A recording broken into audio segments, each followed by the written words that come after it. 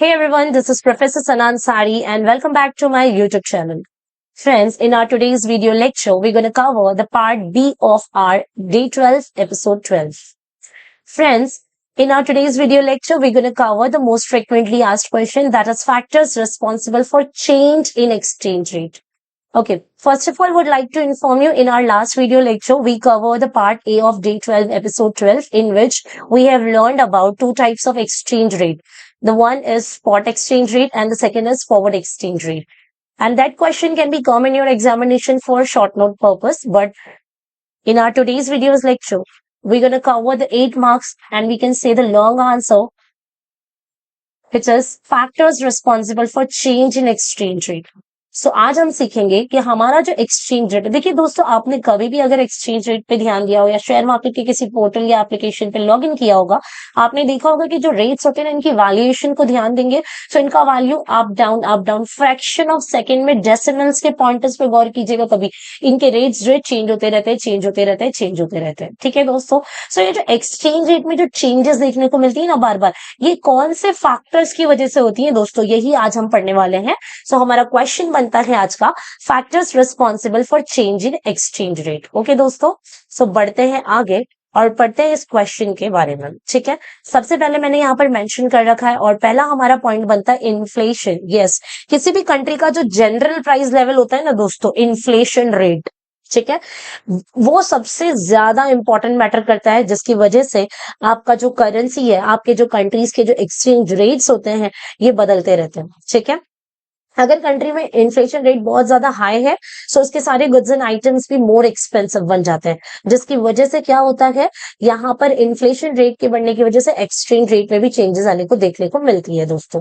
Second we have interest rates. Yes, interest rates जो है basically monetary policy से relate करता है। आपका मॉनेटरी पॉलिसी जो है बेसिकली आरबीआई रन करती है दोस्तों। सो इंटरेस्ट रेट जो है बेसिकली ये कनेक्टेड होता है आपके इन्फ्लेशन से।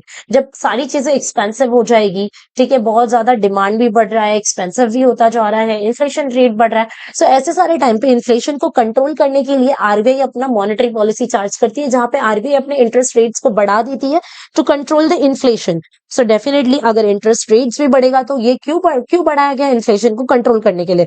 और अगर इन्फ्लेशन है तो आपका एक्सचेंज रेट में तब्दीली यानी कि चेंजेस देखने को मिलेगी। सो इंटरेस्ट रेट भी एक ऐसा फैक्टर है दोस्तों जिसकी वजह से इंटरेस्ट रेट एक्सचेंज रेट में क्या देखने को मिलता है, changes. Then we have another one, economic growth. ठीक है, स्ट्रांगली जो अगर आप देखोगे ना, अगर कोई कंट्री, ठीक है, डेवलप्ड नहीं है, डेवलपिंग है, वो इकोनॉमिक ग्रोथ पे वर्कआउट कर रहे हैं, आपका जैसे जैसे इकोनॉमी ग्रो करेगा, आपकी इकोनॉमी ग्रो करने की वजह से आपके एक्सचेंज रेट्स, आपके इन्फ्लेशन रेट, आपके जनरल प्राइस लेवल, आपके इन्वेस्टमेंट, गुड्स, सर्विसेज, इन सारी डिमांड में फ्लक्चुएशंस होगी। इनकी डिमांड में फ्लक्चुएशन होने की वजह से इनके रेट्स बदलेंगे तो आपका एक्सचेंज रेट भी कहीं ना कहीं इन्फ्लुएंस होगा। ठीक है, सो आई होप यहाँ तक की बातें आपको समझ में आ गई है दोस्तों। आगे बढ़ते हैं, ठीक है, just give me a minute.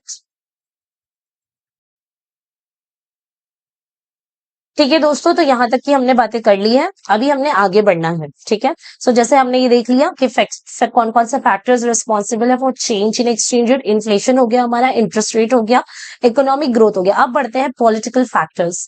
Yes, बहुत सारे ऐसे पॉलिटिकल फैक्टर्स होते हैं दोस्तों। अगर किसी कंट्री में पॉलिटिकल एनवायरनमेंट अगर स्टेबल होता है तो बहुत ज्यादा चेंजेस देखने को नहीं मिलती है, बिकॉज इसमें फॉरेन एक्सचेंज और फॉरेन इन्वेस्टमेंट इजीली हो जाता है।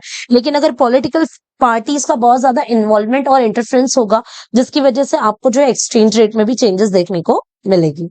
ठीक है, in a stable political environment can lead the more high changes in exchange rate. Then we have another, political stability and economic confidence। तो यहाँ पर भी आपने सेम ही उठा के लिखना है, जो पॉलिटिकल फैक्टर में वो पॉलिटिकल स्टेबिलिटी में भी सेम आप पॉइंटर्स को लिख सकते हैं।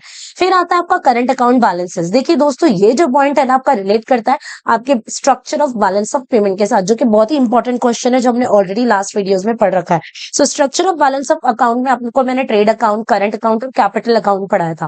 करंट अकाउंट में आपने देखा होगा export of import of services के बारे में हमने सीखा था। सो जितना भी एक्सपोर्ट इंपोर्ट हो रहा है, जितने भी फॉरेन एक्सचेंज हो रहे हैं, फॉरेन आपको जो रिटर्न्स मिल रहे हैं या आप कर रहे हो इन्वेस्टमेंट इन अब्रॉड, सो ये सारी चीजों से भी आपका बहुत ही ज्यादा एक्सचेंज रेट इन्फ्लुएंस होगा। अगर आप बहुत ज्यादा हाई लेवल पे इंपोर्ट एंड एक्सपोर्ट कर रहे हैं, एक्सचेंज चल रहा है, सो सरप्लस एंड डेफिसिट भी आपको देखने को मिलेगा, जिसकी वजह से आपका एक्सचेंज रेट भी बदलेगा। ठीक है, चलिए आगे बढ़ते हैं। लास्ट के कुछ 2 पॉइंटर्स रह गए हैं दोस्तों, ये क्वेश्चन हमारा यहाँ पर कवर हो जाएगा। ठीक है, अब है हमारे पास पब्लिक डेब्ट। देखिए पब्लिक डेब्ट क्या होता है ना, बेसिकली जब government needs to borrow the funds to settle our internal affairs, यानी बेसिकली पब्लिक रेवेन्यू और पब्लिक एक्सपेंडिचर के बारे में आप जानते होंगे। गवर्नमेंट का रेवेन्यू, गवर्नमेंट का खर्चा। जब गवर्नमेंट का रेवेन्यू कम और खर्चा ज्यादा हो तो गवर्नमेंट हो जाती है आपके डेब्ट में। ठीक है, सो ये डेब्ट होने की वजह से भी जब आपका करेंसी, आपका इकोनॉमी ही कुछ सफर कर रहा है, सो आपके एक्सचेंज रेट में भी नेगेटिव एंड एडवर्सली अफेक्ट दिखेगा आपको, बिकॉज हमारा करेंसी वीकर होता जाएगा। And last is speculation.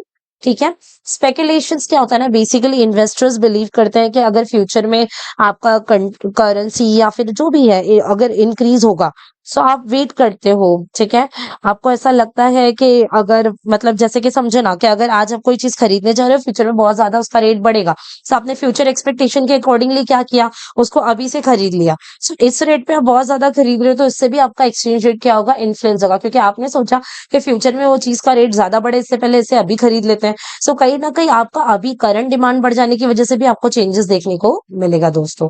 ठीक है, सो आई होप यहाँ तक की बातें आपको समझ में आ गई है। हमने कवर किया इस क्वेश्चन को यहाँ पर।